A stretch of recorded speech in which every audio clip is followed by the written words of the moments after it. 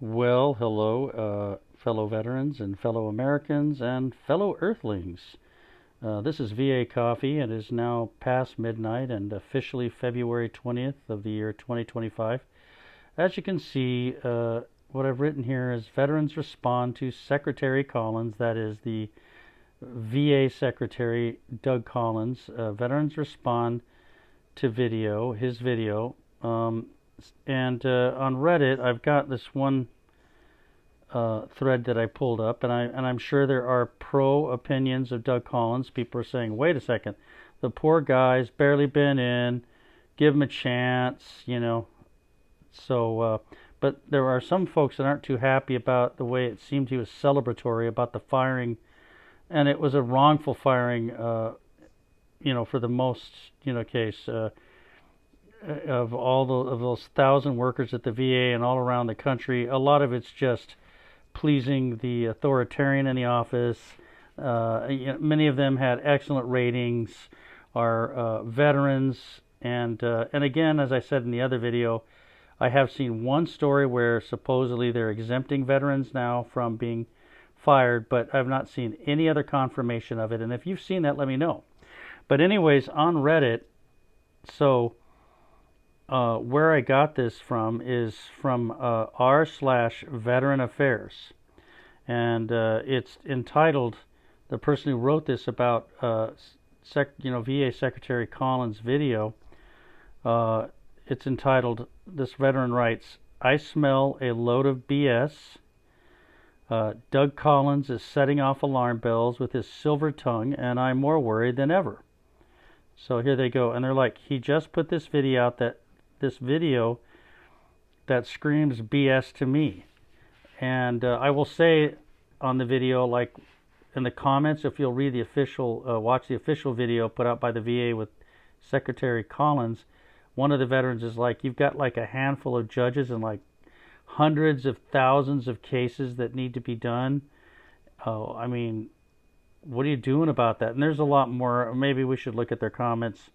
So this guy or gal writes, "Someone put me at ease because his fast-talking, shoot-from-the-hip use of colloquialisms makes me think he's trying to hide something or distract us." And then he's got, quote, "Guys, nothing bad is happening. Yes, Doji is here and looking at our contracts," end quote. "You're going to let some inexperienced incel 24-year-old tell you, the Secretary of the VA, what's best for this department? I'm proud to partner with them." Quote, "I'm proud to partner with them. I guess so. Please tell me we're not totally screwed and we just don't know it yet." So anyways, that's some of the angst and criticisms for the Secretary. There are others, and they're saying, "You lefties aren't going to get your way, you woke lefties." And I would say that some of our conservative friends are making a mistake. I would call them monarchists because, if you let a president pick and choose laws right in front of us and not even try to litigate, like the firing, the president is litigating other cases. But from what I understand, and it could have changed since then, the president is thumbing his nose at the law for the firing of inspector generals, which he was supposed to clearly have given 30 days notice, and the law was just made stricter several years back. And he gets to pick and choose, I guess, he thinks, the laws that he wants to follow and not follow. That's what a king does. So anyways, it's not all of the people out there that oppose Trump, what I'm trying to say, are far lefties. Again, I can't stand the woke stuff. I can't stand watching on our college campuses, what we saw last summer, Jewish American students being assaulted, and all that stuff. So, but there's many of us who, whether conservative or whatever, we're Americans, and we don't want to see that the three branches of government, that the legislative branch and the judiciary branch become, inferior or subordinate to the executive branch, the president. That's not the way it was written.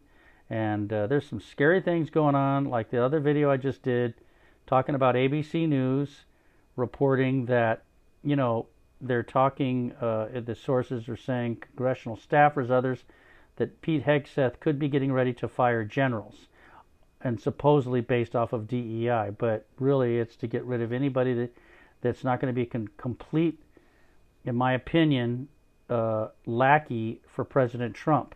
And anybody who's going to say, hey, I got to put the Constitution first, it's illegal for you and unconstitutional to take over as a king.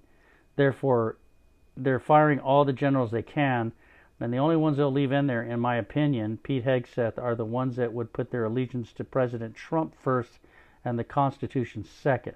So that's what I'm trying to say here. We're not all a bunch of far left people just because we oppose Trump. There are actual Republicans who believe in a constitutional republic and not a constitutional monarchy that oppose Trump, because he is trying to essentially make himself leader for life and install his family, it's quite apparent, as nobility, which the Constitution expressly forbids titles of nobility right there in the Constitution. Well, anyways, that's my opinion, and I know everybody's got one, but and I understand if you disagree.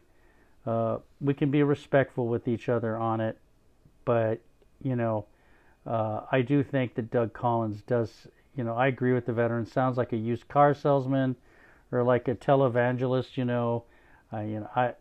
When I saw him in the hearings and they asked him about Project 2025, the VA section, and he said he hadn't read it or didn't know or something. I'm like, come on, former congressman, you don't know. So I understand they got to say what they got to say to get through the hearings, but you know, when he outright, that's basically an outright lie. You know he knows about it, but to just get through. So anyways, thank you all. I hope you stay safe, and no matter our differences, I hope we can agree that the Constitution has 3 branches of government. We're Americans. It's what helps make us Americans. And our forefathers, we got rid of a king. We did not want a king, and I hope we can agree on that. You know, if you are a monarchist, well, while I respect your opinion, this is the United States, and if you really do want a king or a queen, I would suggest Saudi Arabia, maybe England. There are other various countries where you could go live in a monarchy and, you know, be under a king or a queen. All right. And I'll leave you with this. Please don't be hating.